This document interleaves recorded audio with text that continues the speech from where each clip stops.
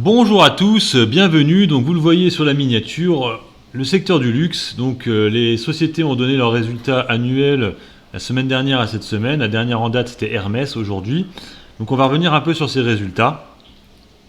Donc, il faut savoir que chez nous le CAC 40, quatre sociétés sont au CAC 40. On a un CAC 40 où le luxe est très présent.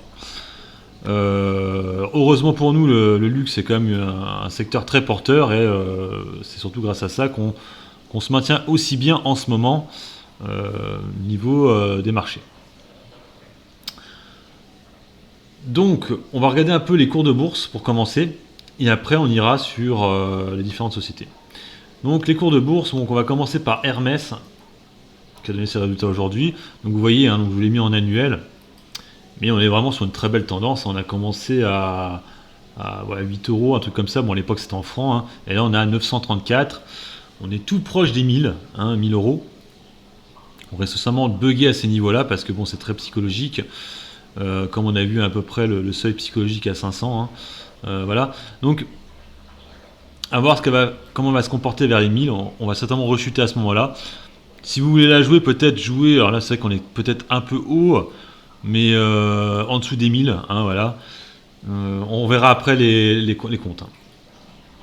Donc ça c'est pour Hermès. Ensuite nous avons LVMH. Alors LVMH c'est la plus grosse cap du CAC, plus grosse cap européenne aussi. C'est la plus grosse cap de tous les temps en France. Voilà, pour faire simple. LVMH est elle aussi sur une très belle tendance. Vous voyez, bon, on était à 27 $ au niveau de l'introduction, 90. Les premiers signes que j'ai c'est en 90. On avait chuté au départ. Et puis finalement, bon voilà, on est à 534 euros. Très belle tendance. Bon, en 2000, on a eu un petit rebond, c'est rechuté, puis c'est remonté.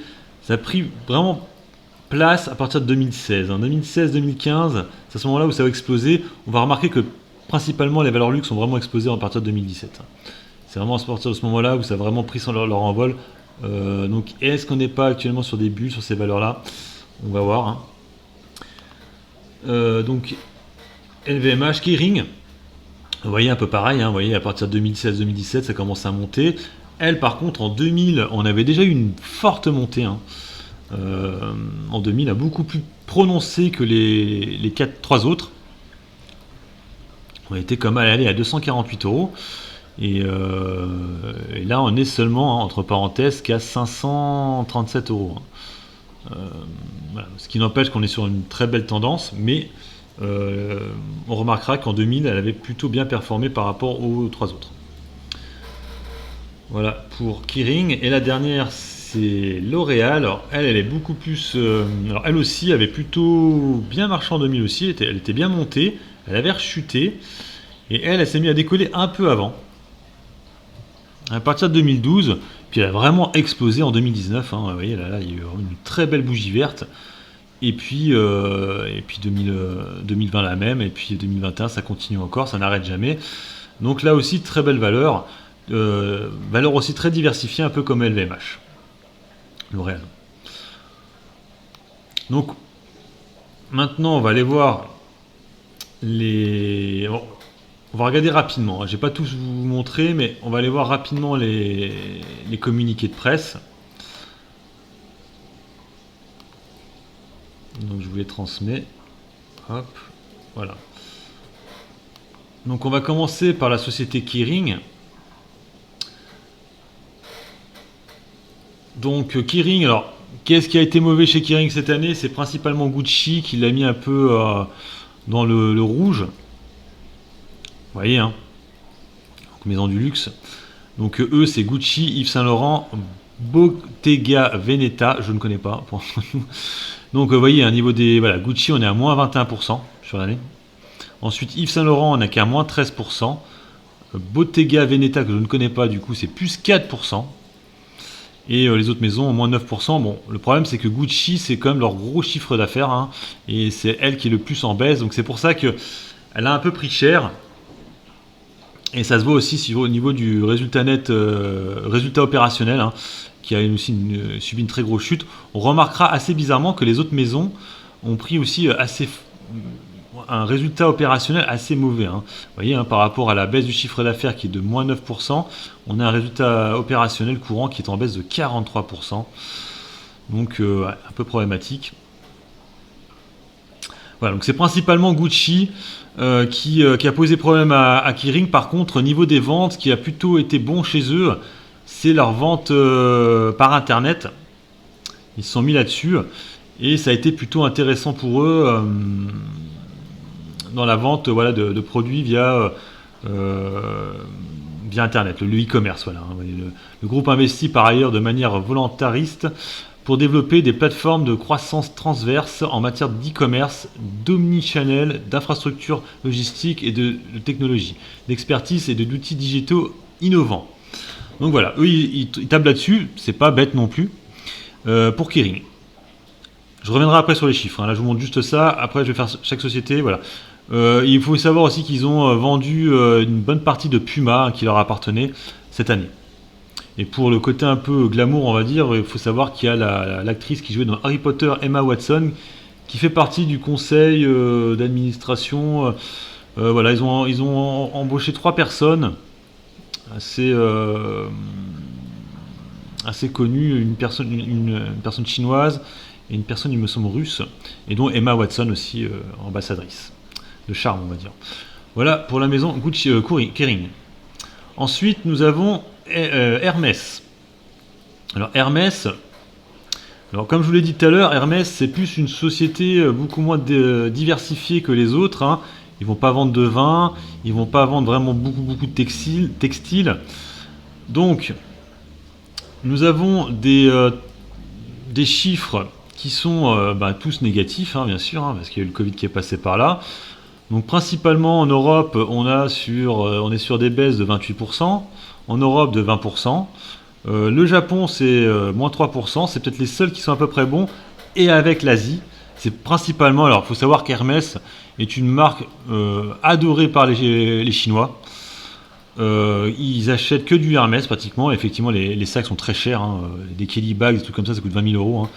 Et c'est vrai qu'en France, vous verrez très souvent les Chinois aller dans les magasins Hermès dépenser tout leur fric. Donc c'est vrai que c'est surtout grâce à ça que Hermès se maintient énormément. Vous voyez, voilà, le chiffre d'affaires en Asie, 14% de hausse sur l'année. C'est vraiment l'Asie qui porte la société. Sinon le reste c'est assez mauvais, moins 20% aussi aux États-Unis. Donc merci la Chine pour Hermès. Vous voyez là, au 4e trimestre, on est sur une hausse en Chine de 47%, alors que tout le reste est négatif quasiment, et le Japon aussi, mais tout le reste est négatif, quoi. Donc c'est vraiment grâce à ça qu'ils arrivent à se maintenir, et comme je vous l'ai dit, voilà, principalement la maroquinerie et les selleries, c'est leur gros chiffre d'affaires, plus de 3 milliards. Après on a un peu de vêtements et textiles, un peu de parfums, horlogerie un petit peu aussi, mais c'est franchement pas très petit. Voilà pour Hermès. Ensuite, nous avons, alors là, c'est L'Oréal. Alors L'Oréal, c'est vrai que c'est un peu différent, parce que L'Oréal, c'est pas une société qui va vendre beaucoup de textiles. Autant les 3 autres, c'est du textile. Autant eux, ça va plutôt être des produits cosmétiques, des choses comme ça. Donc voilà, on voit les tendances. Donc là, c'est les tendances du 4e trimestre, et là, sur l'année. Donc, produits professionnels, on est sur des baisses de moins 10%, on s'en doute un peu, moins 1,4%. Ce qui a vraiment été, alors c'est ça qui est assez étonnant, franchement, on aurait pu penser que non, mais là où ils ont le plus le marché, c'est pas leur plus gros chiffre d'affaires, c'est le cosmétique active, où vous avez vu que sur le 4e trimestre, on a 20% de hausse, et sur l'année, on a 13% de hausse, alors qu'effectivement, avec les masques et tout, on aurait pu penser que le cosmétique, c'est pas vraiment ce que les gens auraient acheté, et si pourtant ça, ils ont eu une hausse sur l'année de 13% par rapport à 2019. Donc c'est assez troublant. Alors malheureusement pour eux, c'est pas leur plus gros chiffre d'affaires. Donc leur plus gros chiffre d'affaires, c'était le luxe, qui a perdu 7%, et les produits grand public. Les lacs de cheveux, des trucs comme ça, voilà. Et donc pour les marchés, là aussi, donc l'Europe, moins 9%. Amérique du Nord, moins 8%. Et l'Asie, toujours pareil. Bon, après, il y a aussi la reprise économique de l'Asie qui part plus vite que chez nous. On est plus 1,5, mais c'est beaucoup moins important que Hermès. Vous voyez, Bon, par contre, on voit qu'effectivement, le nouveau marché de l'Asie est vraiment très performant aussi, hein. 3 milliards de chiffre d'affaires. En fait, ils font même mieux. L'Asie Pacifique, maintenant, c'est le plus gros chiffre, hein, de L'Oréal, hein, parce qu'on voit que l'Europe, c'est 2 milliards, l'Amérique du Nord, c'est 1,7 milliard, et ouais, je dis la Chine à chaque fois, mais non, c'est l'Asie Pacifique, hein, donc Australie aussi, c'est 3 milliards, quoi. Donc voilà. Voilà pour L'Oréal. Et la dernière, c'est LVMH. Voilà. Donc là aussi, alors là, LVMH, elle est beaucoup plus diversifiée, hein. C'est celle qui est la plus diversifiée parce que vous voyez, elle en plus, elle a carrément les vins, hein. Elle a des vins, des montres, des parfums. C'est voilà, vraiment très diversifié. Donc effectivement, les spiritueux, tout ça, actuellement, c'est pas trop, voilà, hein, moins 15% de baisse. Même sur le T4, on est à moins 11%. La mode et la maroquinerie, sur le quatrième trimestre, effectivement, parce qu'il y a il y a eu les achats de Noël, tout ça, on est sur une hausse de plus 18%. Sur l'année, on est à moins 5%, ça se maintient plutôt bien. Les parfums et cosmétiques, eux, pour le coup, ils en fait pas, c'est pas bien du tout, hein. Moins 23%. Au T4, moins 15%. Les montres, sur l'année, moins 24%, mais au T4, pas mal de gens ont dû aussi acheter des bijoux, tout ça. Joaillerie. Alors, LVMH a acheté cette année Tiffany, hein, ça leur a coûté très cher de racheter, donc du coup, qui est dans la joaillerie, hein. Donc, leur chiffre d'affaires va booster l'année prochaine, en 2021. Donc là, actuellement, on est à moins 2% en T4 et moins 24% sur l'année. Et après, distribution sélective, moins 30% et moins 26%. Voilà. Je voulais regarder par rapport au... Non, il n'y a pas les... C'est dommage parce que là, pour le coup, on n'a pas les secteurs. Malheureusement, pour LVMH, ils n'ont pas mis par secteur, par pays en fait, hein, c'est ce que je veux dire. Il n'y a pas. Donc pas grave. Voilà, donc je vous ai fait toutes les sociétés. Donc du coup, je vous ai fait un petit graphe, hein, comme d'hab, hein, vous avez l'habitude maintenant. Donc on va passer au graphe. Hop. Le graphe est là. Voilà. Donc je vous ai repris toutes les données qui ont été données durant cette année et puis les années d'avant, hein. Voilà, donc je vous ai mis la cap, le chiffre d'affaires, les fonds propres. Alors vous retrouvez ça ici. Visuellement, ça vous parle mieux. Donc effectivement, ce qu'on voit, on voit que celle qui est à peu près au meilleur prix, c'est Kering. Parce qu'elle elle a une grosse cap, hein, mais bon, elle a 65 milliards de cap pour 12 milliards de fonds propres, donc ça va à peu près, je trouve. Après, ensuite, on aurait Hermès. Et après, celles qui sont un peu dans la folie, c'est L'Oréal et LVMH, parce qu'on a des très grosses caps, hein, 269 milliards de cap pour LVMH pour seulement 38 milliards de fonds propres. On voit que même par contre, le chiffre d'affaires couvre les fonds propres, donc ça va comme à peu près. Mais on voit que voilà, par rapport à la capitalisation boursière, le chiffre d'affaires est pas extraordinaire, même si c'est le plus gros chiffre d'affaires des trois autres, hein.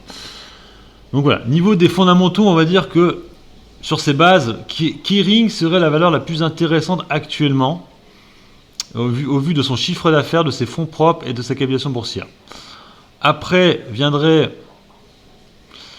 Alors après, c'est un peu compliqué parce que bon, effectivement, nous avons Hermès qui n'est pas... Bon, c'est pas non plus extraordinaire. On voit au niveau du chiffre d'affaires, c'est pas extraordinaire. Ils font que 6 milliards, hein, de chiffre d'affaires. Je dis ça, bon. Après, comme je dis, c'est vraiment un pur player maroquinerie, hein, voilà. Mais moi, celle qui sort vraiment du lot, c'est vraiment Kering. Comme ça, visuellement, là, c'est Kering. Après, les autres, on est déjà un peu sur des petites bulles, hein, des belles petites bulles, quand même. Que ce soit LVMH ou L'Oréal. Après, c'est tout à fait normal parce que ce sont des valeurs qui sont très diversifiées, quoi, comme je vous l'ai dit tout à l'heure. Donc voilà. Donc là, ce que je vous ai mis ensuite, c'est la hausse. Alors effectivement, le terme n'est pas bien utilisé. C'est l'évolution du résultat net 2020 et du chiffre d'affaires. Voilà. Donc on voit que la baisse du résultat net de Kering est pas bonne du tout, hein, très forte baisse, hein, du résultat net. Et bon, après le chiffre d'affaires, vous remarquerez que bon, les chiffres d'affaires, on est à peu près sur toutes les mêmes baisses, à part L'Oréal qui fait peut-être mieux que les autres. Sinon, voilà, on est tous sur des fortes baisses, hein, du chiffre d'affaires sur l'année. Du résultat net, excusez-moi, j'ai n'importe quoi. En fait, en bleu, c'est le résultat net. Et en orange, c'est le chiffre d'affaires. Donc voilà, ce que je disais, voilà, c'est que c'est L'Oréal qui a le chiffre d'affaires qui a le moins baissé. Après, on retrouve Hermès, grâce à la Chine. Et ensuite, nous avons Kering et LVMH qui ont quand même des grosses chutes de leur chiffre d'affaires. Et même grosses chutes aussi du résultat net chez LVMH. Et assez bizarrement, on remarquera que LVMH, c'est peut-être la société qui a le plus progressé niveau cap. Parce qu'elle est devenue numéro 1 mondial. Pas mondial, européenne. Voilà. Donc le reste, je vais faire sur le tableau. Donc on va voir les PER. Donc c'est les PER de cette année. Donc sur le PER, on a Hermès qui a le PER le plus élevé, 76. Voilà. Sur le plus bas, c'est comme je vous l'ai dit tout à l'heure, c'est Kering, 30 de PER. Ensuite, on a LVMH, L'Oréal et LVMH. Donc là, actuellement, toujours la moins chère, actuellement, c'est toujours aussi Kering. Voilà, donc là, il y a des chiffres, je vous l'ai montré tout à l'heure. Donc là, je vous ai mis la variation du résultat net juste avant 2020, pardon. Donc on voit que là aussi, Kering était sur une très forte hausse de son résultat net, alors que les autres, elles avaient des hausses sur 3 ans, mais elles ne sont pas aussi importantes. On voit même que LVMH a même fait du surplace sur 3 ans. Donc là aussi, Kering ressort grand vainqueur. La variation du cours. Donc, alors L'Oréal, je me pose des questions. Attendez, je vais juste rechecker un truc pour L'Oréal parce que je vois 86%, ça me paraît très bizarre. On va regarder ensemble L'Oréal parce que 86%, ça me paraît pas beaucoup quand même depuis 2017. Mais c'est possible, mais je recheck vite fait.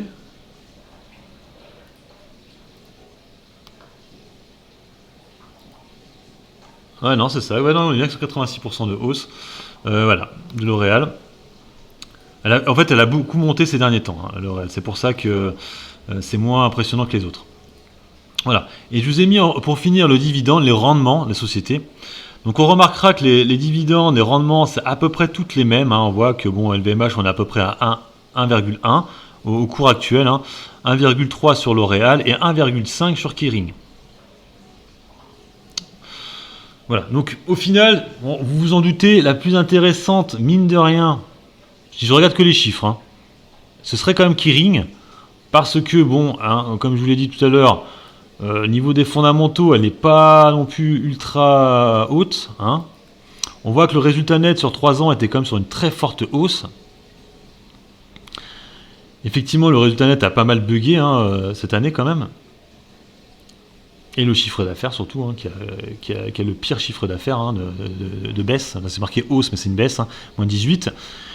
Mais principalement à cause de la maison Gucci qui a vraiment amputé son chiffre d'affaires. Et après, à voir ce e-commerce, qu'est-ce que ça va donner chez Kering, qui pourrait être très intéressant en période un peu incertaine de Covid et compagnie. Donc c'est vrai que voilà, la plus intéressante comme ça de visu au niveau des fondamentaux que j'ai là actuellement, ce serait Kering. Après, n'empêche que LVMH c'est quand même une valeur sûre. Tout le monde a pratiquement du LVMH dans son portefeuille quand vous avez des grands comptes, bien sûr, parce que si vous avez des petits comptes, c'est plus compliqué. Hermès est peut-être la plus performante, mais ça peut être celle qui peut être plus problématique, parce que la Chine, pour l'instant, ils adorent du Hermès. Ça durera peut-être à vita aeternam, mais c'est principalement les Chinois qui la poussent comme ça. Si la Chine, à un moment donné, il y a une embrouille et que ça marche plus très bien, Hermès pourrait vite être trop dépendante de la Chine, chino-dépendante, et ça pourrait poser problème. Voilà. Et après, L'Oréal, je vous l'ai mis dedans, c'est du luxe, mais on est un peu plus sur du cosmétique, des choses comme ça, mais elle reste aussi très intéressante. En tout cas, ce sont des valeurs qui vous versent quand même, mine de rien, un dividende qui est supérieur au livret A. Donc, au lieu de mettre votre argent sur un livret A, vous avez plus vite fait de mettre ça sur LVMH, L'Oréal, Hermès ou Kering. Et puis, vous tapez un bon petit rendement. Et là, actuellement, sur ces valeurs, on est quand même sur des grosses tendances haussières. Voilà, j'arrête là ma petite vidéo. Donc, n'hésitez pas à mettre des commentaires si vous aimez le contenu. Si vous avez d'autres commentaires à rajouter sur les valeurs que je n'ai pas parlé, n'hésitez pas aussi à mettre des commentaires, il n'y a pas de souci. À partager ma chaîne et mettre des petits pouces bleus, c'est motivant. Allez, sur ce, je vous laisse. Bon investissement à tous. Je dis bien investissement pour le coup. Et ciao!